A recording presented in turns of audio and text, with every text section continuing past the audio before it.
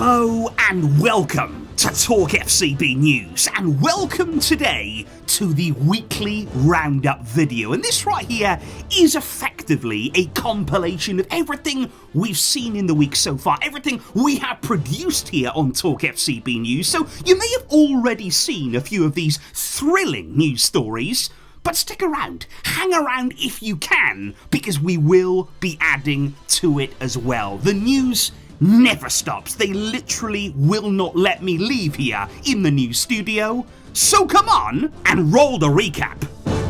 Because the breaking news is that Ange Postecoglou has been sacked by Tottenham Hotspur after he made the crucial mistake of actually winning a trophy. There are also rumours that Viktor Gyökeres is set to actually go to Manchester United this summer after he has clearly decided that he no longer wants a football career. There is also talk that Liverpool are set to break a second transfer record this summer. They are just waiting right now for Barca to give them the funds. There is also news on Kylian Mbappe, who is reportedly considering retiring from international football with France after he apparently is just sick and tired of being embarrassed by Lamine Yamal. And you may well ask, why are England playing today against Andorra in Barcelona? Well, the answer to that, it's actually quite obvious. That is the only time that Jude Bellingham is able to get close to Pedri. Jack Grealish, his future at Manchester City is very much uncertain right now after he was left out of their Club World Cup squad, and the Independent right here say that he is at a crossroads and the next step is far from obvious, but it is not a trip down the local pub. There was also big news last night as Barcelona star is wanted by Wolverhampton Wanderers. Now, of course, we are referring to Gerard Martin, and although it remains to be seen whether the move will go ahead at this stage, we believe that Martin could be tempted to follow in the footsteps of Barcelona legend Nelson Semedo. In other news, Chelsea have agreed a 7-year deal for Borussia Dortmund star Jamie Gittens. I mean, of course they have. That's all that Chelsea know, 7-year deals. And Gittens is said to be very excited to meet all 70 of his new teammates.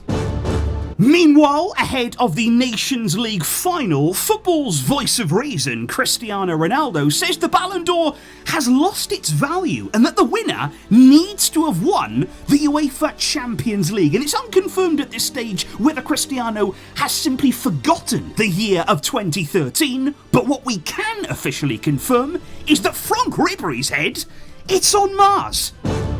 Then, though, we move to Manchester as Man City's £55 million deal to sign Tijani Reinders is said to be progressing very well, with the Dutchman set to sign a 5-year deal at the Etihad. But this deal for yet another midfielder is said to be very much in line with the club's transfer policy, and that is, if your first 50 million signing doesn't succeed, well then just simply go out and buy another one.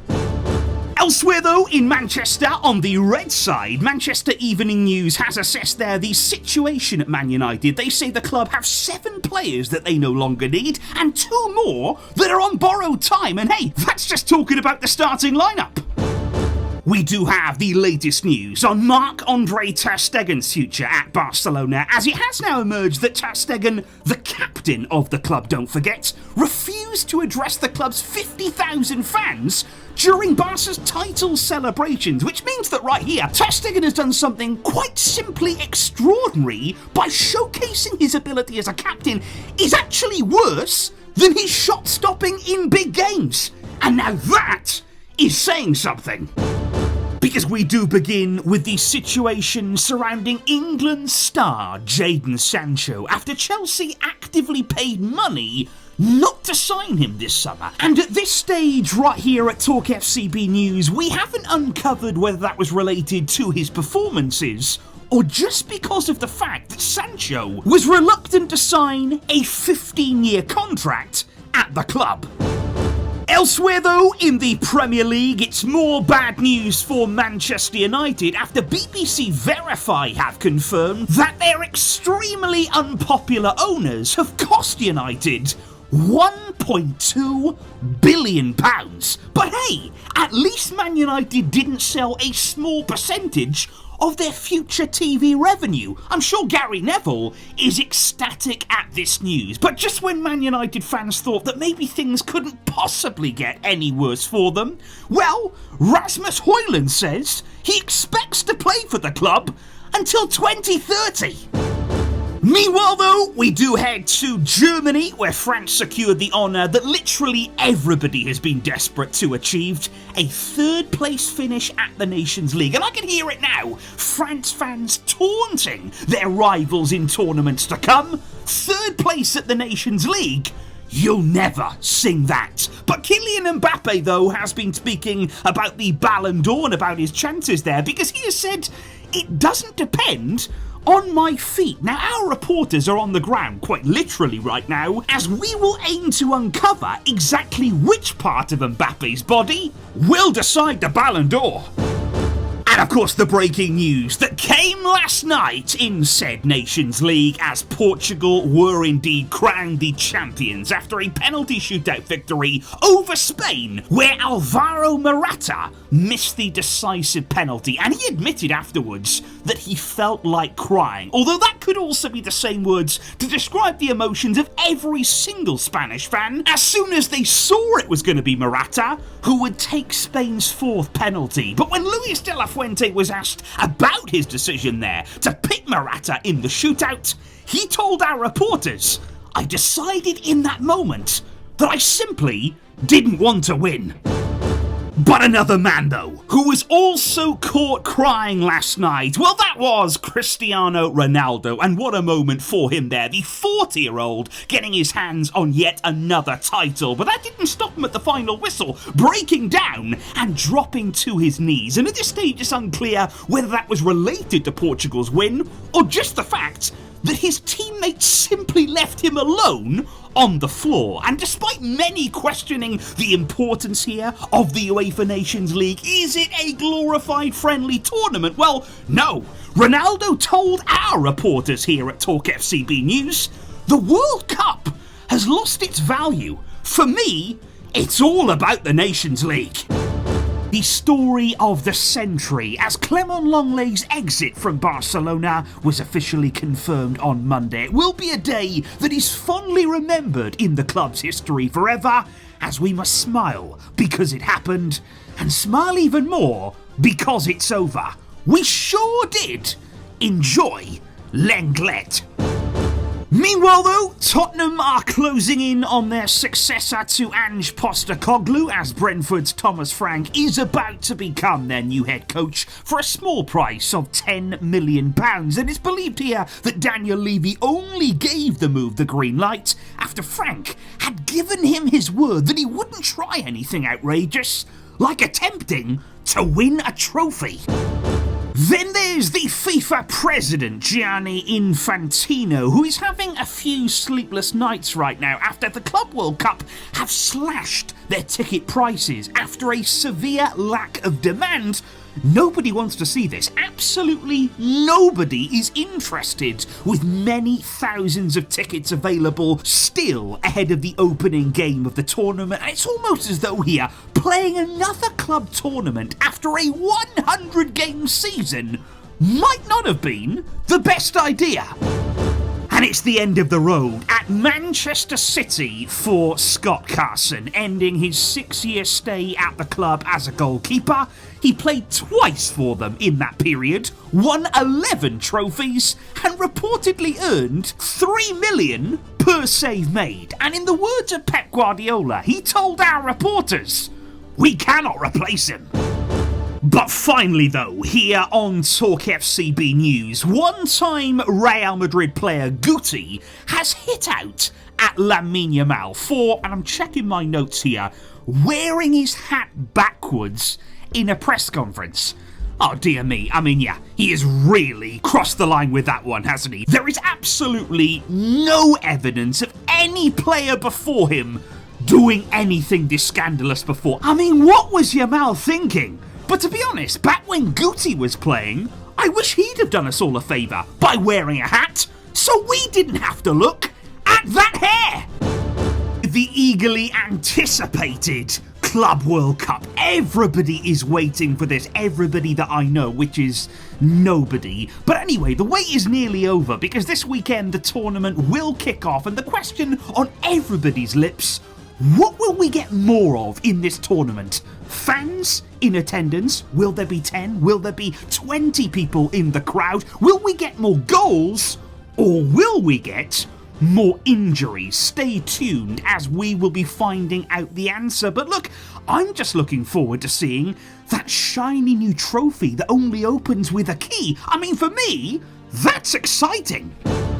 Meanwhile though, in the Premier League, Tottenham Hotspur, armed with their new coach Thomas Frank, have joined the race to sign former player of his, Bryan Mbeumo, after Manchester United thought they'd done enough to land his signature this summer. But Tottenham have now appeared, and could that cause complications in the deal? Because what that means now is that Mbeumo this summer is in the lucky position of having to choose between either 15th place Manchester United or 17th place Tottenham Hotspur. Now that, my friend, is a tricky one.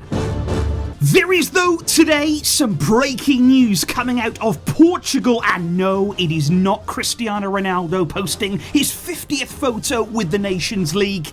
It is actually on the topic of the future of Victor Gyökeres, because you will have remembered in previous TalkFCB news episodes we have discussed the interest from Manchester United, and although he's said to be very flattered, very, very proud of that interest, Gyökeres may have decided that he does want a footballing career after all. He may have rejected that move.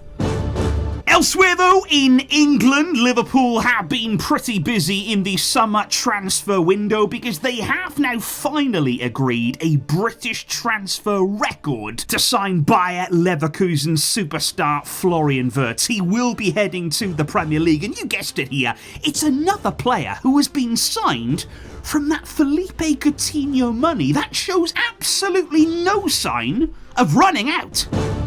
There's also been more exciting news from the Bellingham household after Job has actually swapped Sunderland for Borussia Dortmund there, and I've rather enjoyed the headlines with regard to this big money move from the newly promoted Premier League club, of course, because reportedly Job Bellingham is already plotting a potential move to Real Madrid, and I quite like the fact here that we're talking about him carving his own path, stepping out of the shadow of Jude. I mean, nothing says forging your own path like joining Dortmund and then aiming for Real Madrid. I mean, what's he gonna do next? Force out some tears after a Champions League final? Meanwhile, one of the biggest talking points in Spain this week has been in the capital there, as Trent Alexander-Arnold was officially presented there as a new Real Madrid player, and everybody was really shocked when he started speaking pretty fluent Spanish at his unveiling, and I don't really know why people were surprised though. He has been planning this move for 18 months. He has been a regular on Duolingo, and I mean, he told us himself in the press conference there that he'd been waiting a long time to join Real Madrid. That's literally what he said. I've been waiting a long time.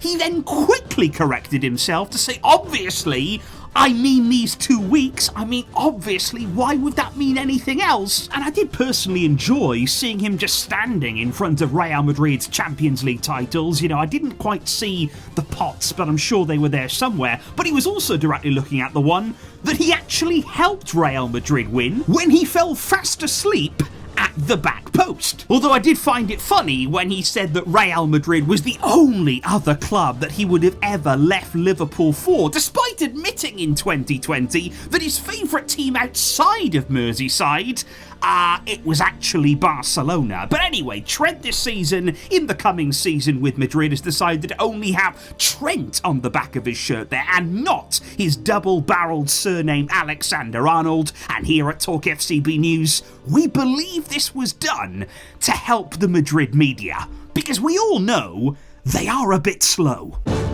But sticking though with the latest news in Spain right now, Barcelona fans everywhere are very, very excited about the prospect of Nico Williams joining the club after his agent met with Deco on Thursday, and certainly there I'd be excited to see Nico up against Trent Alexander-Arnold, and there's no joking coming here. I just like the thought of that.